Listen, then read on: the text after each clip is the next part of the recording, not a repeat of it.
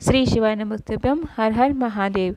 पुनीत पावन वनखंडेश्वर धाम के पावन प्रांगण में 7 दिवसीय तप शिव महापुराण कथा जो 22 जुलाई से 28 जुलाई तक 2 से 5 बजे तक आस्था चैनल, यूट्यूब चैनल, फेसबुक पर आप देख सकते हैं, जो पंडित प्रदीप जी मिश्रा जी द्वारा वाची जा रही है मैनपुरी, उत्तर प्रदेश में। आज मैनपुरी में चौथे दिन की कथा पूर्ण हो चुकी है। अगर किसी कारणवश आज की कथा आप नहीं सुन पाए हैं तो पूरी कथा का प्रस्तुत इस छोटे से वीडियो से आपको प्राप्त हो जाएगा। और आज गुरुजी ने कुछ उपाय व पत्र पढ़े जिनकी जानकारी इस वीडियो में आपको मिल जाएगी। आज गुरुजी ने हमको कथा में बताया भक्ति को कैसे प्राप्त करें, भक्ति को कैसे प्राप्त कर सकते हैं, भगवान को कैसे प्राप्त कर सकते हैं। तो गुरुजी ने बोला भक्ति का सबसे पहला सूत्र उसको पाने का सत्संग करना, भगवान की अविरल भक्ति करना, भगवान की कथा में जाना, संतों की संगति में रहना या उसमें बैठना, ये भगवान को पाने का सबसे पहला सूत्र है। अगर हम जैसे भगवान का नाम लेते हैं, उनका मंत्रोच्चार करते हैं तो एक न एक दिन भगवान हमसे ज़रूर मिलेंगे। कल किसी ने व्हाट्सएप पे एक प्रश्न पूछा था, जो उस प्रश्न में था कि पशुपति व्रत में तो पशुओं का व्रत होना चाहिए, फिर मनुष्य इस व्रत को क्यों करते हैं। तो गुरुजी ने उत्तर दिया, हिरण में हिरण के गुण होते हैं, गाय में गाय के गुण होते हैं, चींटी में चींटी के गुण होते हैं, सारे पशु पक्षियों में उनके गुण होते हैं। यह मनुष्य एक ऐसा है कि जिसके सारे गुण उसके अंदर होते हैं। सारे जितने भी लोग होते हैं सबके गुण उस मनुष्य के अंदर होते हैं।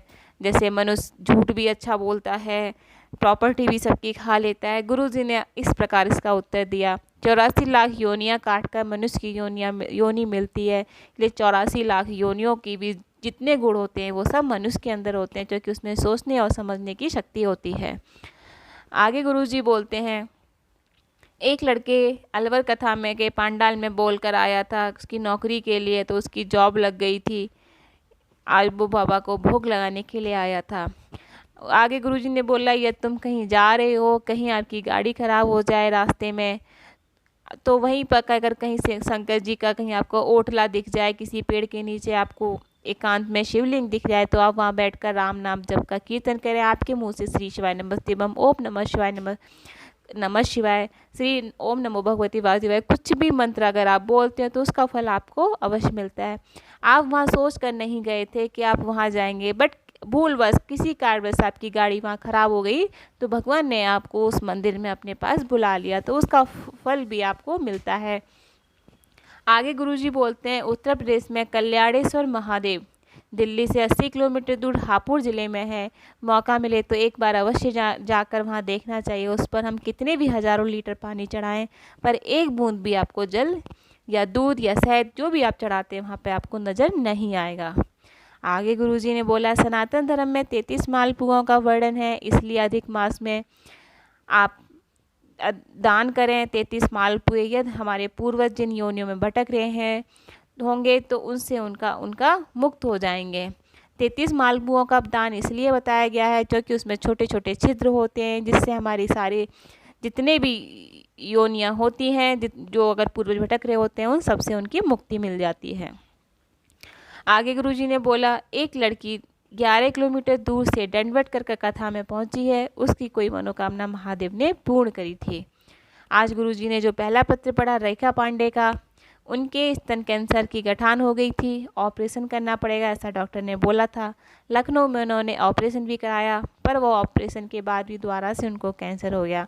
जब वो दिल्ली जा रहे थे अपनी फ़ाइल को लेके हॉस्पिटल दिखाने के लिए, तब रास्ते में उनकी फ़ाइल कहीं खो गई थोड़ी देर के लिए, कहीं जब वो रुके थे उनका बैग खो गया।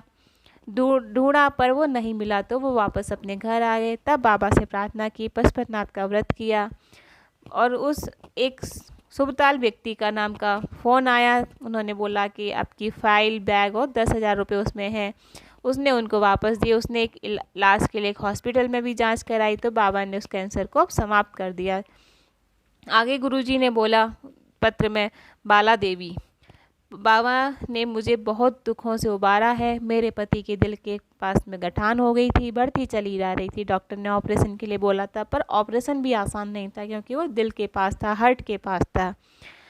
तभी किसी ने कथा के बारे में बताया। एक लोटा जल शिव पे चढ़ाती और जल का आचमन करवाती और बेलपत्री भी खिलाती। मात्र 15 दिन ही निकले थे, गठान गल गई थी, वो बाबा को नमन करने आई थी। अगला पत्र था वो प्रतिभा चौहान का था। एक लोटा जल का वो क्या वर्णन करें।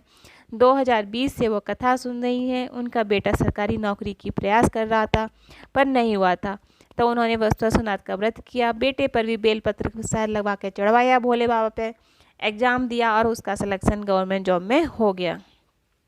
आज गुरुजी ने हमको जो उपाय बताया, 10 पुष्प आप देवादिदेव महादेव को रोज समर्पित करें। आपको जो मांगेंगे वही मिलेगा।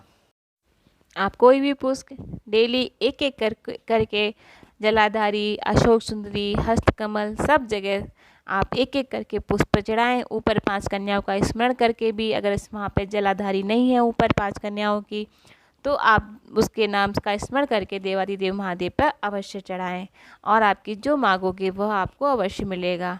आज कल भी गुरुजी ने उपाय बताया था, पीली कनेर का फूल 16 अगस्त को अधिक मास की अमावस्या पर, सावन का मध्य मास, देवादिदेव महादेव को अगर भूलवश भी हम समर्पित कर देते हैं और 2 लोटा जल, आपके भगवान इतना देगा कि संभाले नहीं संभलेगा। ये उपाय अधिक मास की अमावस्या पर और सावन के मध्य दिन ही किया जाता है। आप ये उपाय सुबह शाम रात में आप कभी भी कर सकते हैं। देवादिदेव महादेव से आप जो मांगोगे उस दिन आप धन संपदा भगवान लुटाते हैं। कल बुधवार की अष्टमी है, जैसा कि गुरुजी ने दूसरे दिन की कथा में बताया था। तब से महापुराण में कि आप 7 तिथियों को ये 5 दीपक अपने घर के गेट के बाहर अवश्य जलाएं, जिससे आपके घर में धन संपदा की वृद्धि होती रहेगी। कल बुधवार की अष्टमी का दिन है, श्रावण मास अधिक मास की अष्टमी का दिन है। 5 दीपक पहले अपने घर के गेट के बाहर अवश्य जलाएं। पहले भगवान के पास प्रज्वलित करके फिर अपने गेट के बाहर सीधे हाथ की तरफ रख दें, जिससे घर के सारे रोग आपके समाप्त हो जाएंगे। दुख तकलीफ जितनी भी है सब समाप्त हो जाएंगी। कल ये आप उपाय आपको अवश्य करें। धन्यवाद। हर हर महादेव। आपको ये वीडियो कैसा लगा कृपया कमेंट में हर हर महादेव अवश्य लिखें और मेरे चैनल को सब्सक्राइब करें। आपको इसी प्रकार जो पंडित प्रदीप जी मिश्रा जी द्वारा उपाय बताए जाते हैं, आपको कब क्या उपाय करना है, इन वीडियो के माध्यम से आपसे मिलता रहेगा। धन्यवाद।